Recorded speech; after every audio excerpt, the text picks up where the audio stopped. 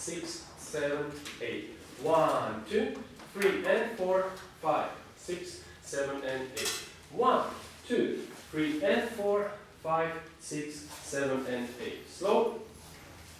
First we do a motion, a connection on her leg, pre-leading, and we close a little bit, that her body will move like I move my body, so that means forward, forward, tap, tap, tap, tap, and we do this 2 times. That means 1 and 2, on the second I change body weight and I push with the right leg, upper thigh, and turn the body, gently break.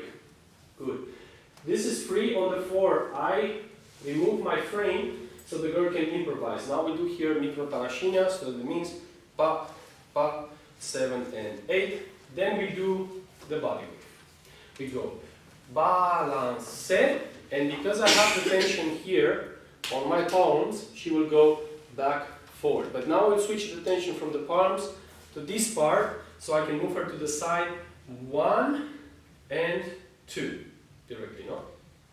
Then, from here we're going to move the shoulders. How? We are not leading the girl, we're just going to move our shoulders ourselves, and because the girl is with the hands here, she will feel what I'm doing. So we're going to do back, back, back, back, back, or forward, how you want. So 1, 2, 3, and 4. We have the body to the left. Why? Because we have to the right, because we have the right leg forward, and we change now to the left. 1, 2, syncopation, 3, and 4, block. So we don't put the body weight here. And now we allow her again silence, so the girl can make the hip, hip, and then I go 7 and 8.